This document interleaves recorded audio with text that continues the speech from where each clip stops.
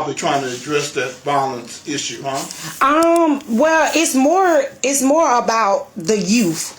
You know, they got this thing now that they call them the young people YNs or whatever for some reason. It's like the takeover, the equivalent to takeover. Correct. It's more of, you know, you can talk to your youth, but if they don't have no guidance and structure, you know, some of us, how can I put this? You know how you've been raised a certain type of way? It starts at home. It starts at home. Yeah. And then sometimes even if you at home, your kids can get taught the right way and use the right tools. It just, when you step off that porch. Exactly. That's the question. Like, your mother and your father can do everything that they possibly can to allow your kids to be raised a certain type of way, giving them guidance, giving them structure. You can tell them the do's and the don'ts. But when they go out your house, that's when you lose control. That's when you lose control. That's why I tell people all the time, certain people, I can't say all, you can't never say what your kids will and won't do when they ain't in your presence. Right. You know, some parents have that confidence to say, oh, my kids won't do this and my kids won't do that. I get that. But when they get out of your presence, I'm not going to be one of those parents that discredit my kid if I'm watching them around the house and saying, oh, they did this or they did that. Because the small things, if you don't pay attention to the small things, how you expect them to go out in public to conduct themselves? Okay, I'm going to use this as an example. If I got a charger, right? Right. And you ask to use it, or if you don't ask to use it, if it's in the house, that's not taken. Right. But if you take it out of the house and you don't ask nobody for it, that's considered stealing. So it starts small. So when you pay attention to your kids when they stealing a piece of gum or when they disrespectful to elders, you know, now you got these kids, they don't know how to say yes ma'am and no ma'am. Exactly. It's like yeah or bruh, that's the slang talk. But now these days you got kids raising kids and they trying to be they kids friends instead of being their parents, because you can create a seed, but that don't mean you qualify for the position.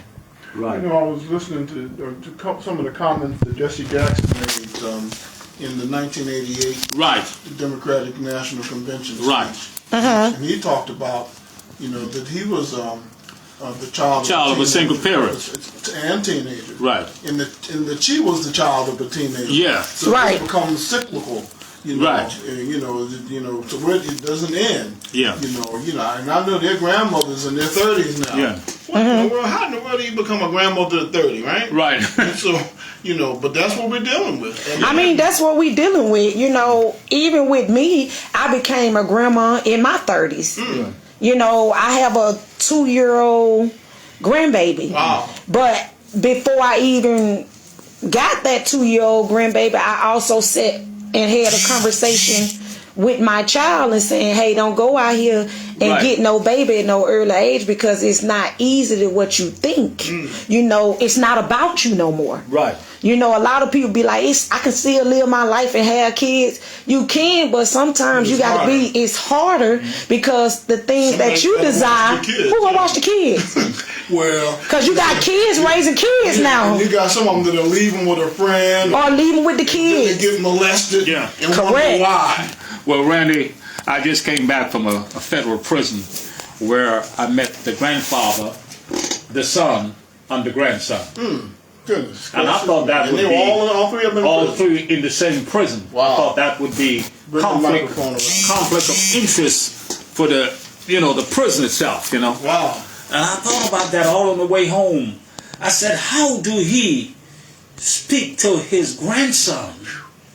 I mean, what kind of an example? Exactly. What did he say? Yeah. How do we actually break the ice? Wow. Of his grandfather. Wow. Speak unto his grandson. This thing is serious, brother. Yeah, and I hate to say it, it's really too far gone. Yeah, it's gone. It's there. We're there now, you know. And we've had people, activists, and people who work in the community who've been trying to warn us for decades. Yeah. And the people won't listen. Right. You know, and I'm not going to point the finger and blame anybody, but I'm just saying it is what it is. Yes, we is. You know, because a lot of people don't want to take accountability. Yeah, that's the word, accountability. You know, we don't want to be. We don't want to held responsible, and I think that's right. What we go wrong at is we sweep things under the rug. You know, that's the old saying: we sweep things under the rug. Right. Are not holding people accountable. You know, I hear now it's President Trump's fault. No, he's the reason why the teenagers are shooting each other in the streets. It's all Trump was happening way before Trump. That was happening before Trump, but then it's more now. Okay, if you know a person to do something right, stop making excuses for them. Right. Hold them accountable. That's what I'm talking about. I can't tell you, oh, you ain't slapped that person or you ain't spit on that person when I watch you do it. Right.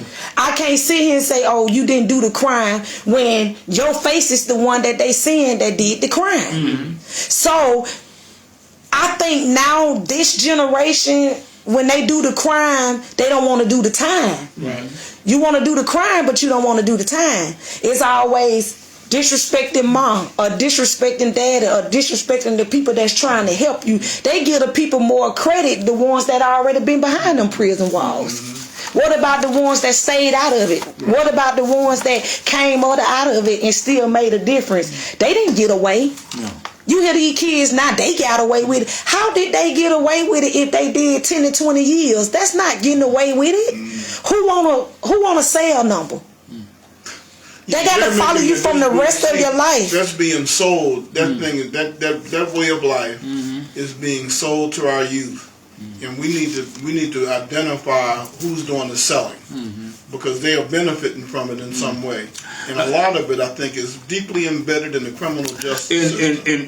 And what happens every now and then, like I'm in Walmart, and I ran into a young man in Walmart that I had in boot camp 20-something years ago, and he's with his wife.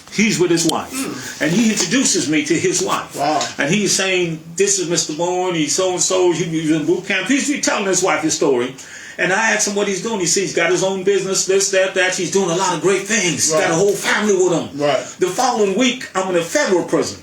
And I met a young man who was at the same time in boot camp with this young man. Wow. And he's doing a 20-year stretch.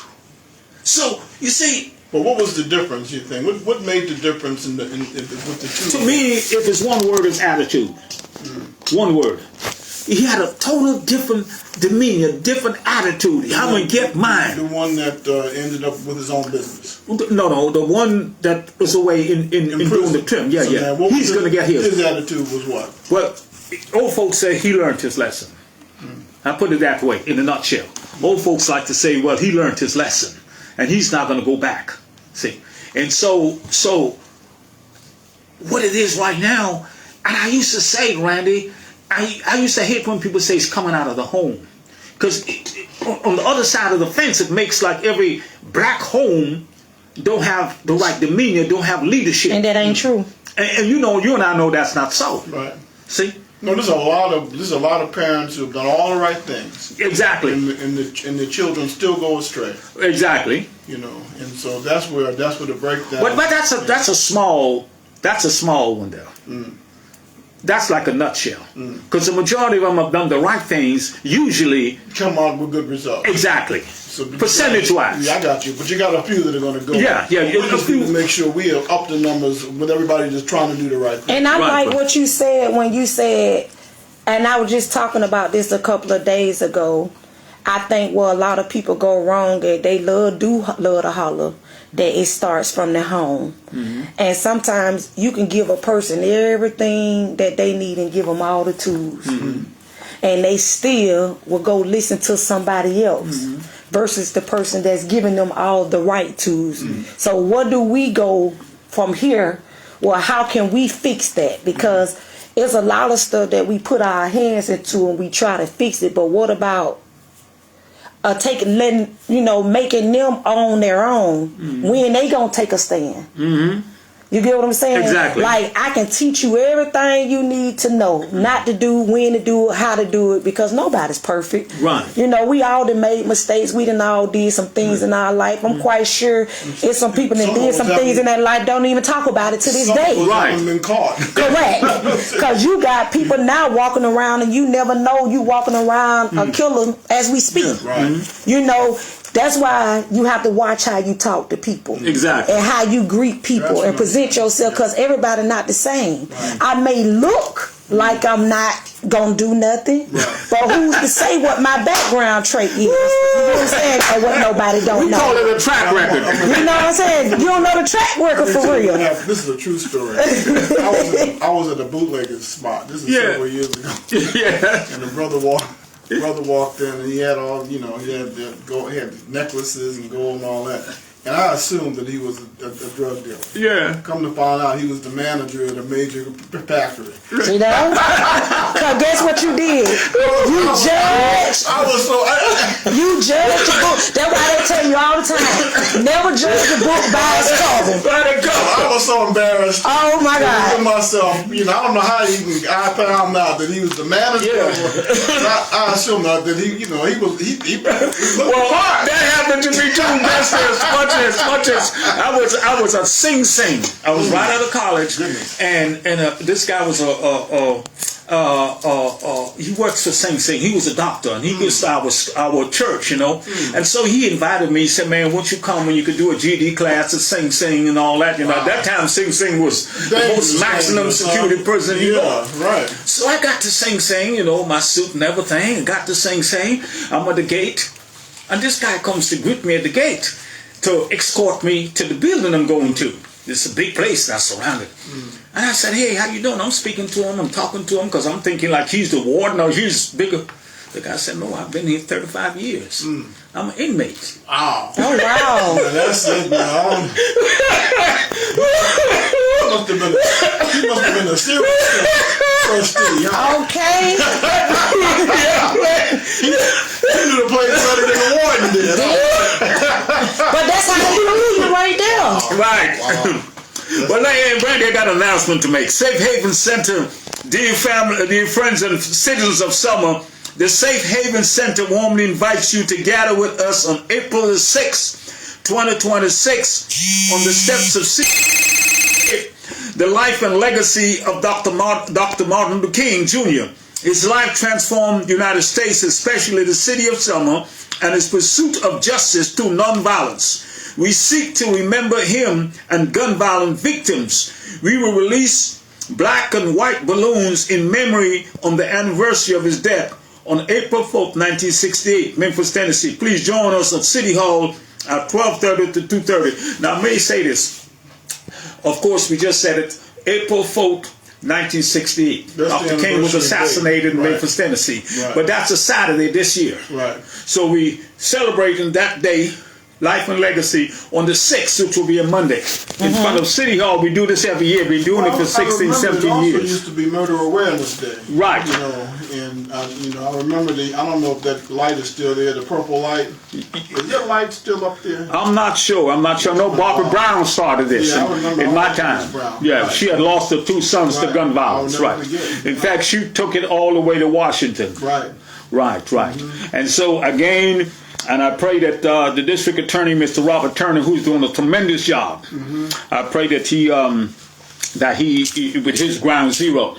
Well, I don't know. I've seen Attorney Turner in a few venues, and some of the middle. The last one I think I was over at Harvey Hudson Middle School. Right. When they were doing the workshop. Right. And they, and the guests that he had, when they put it out there. They were telling it like it is. Yeah. Right. Yeah. And so, we have some very intelligent young people. Yeah. But like you say, and as Mr. Calhoun that was just here alluded to, Officer Calhoun, that some of these gangs and gang recruiters, they've learned how to push the right buttons. In fact, we had Silky Slim. who is now the chief investigating officer for Ben Crump, Attorney Ben Crump. Oh. And we brought him here. Right. We did the open casket march on Broad Street. I just ran up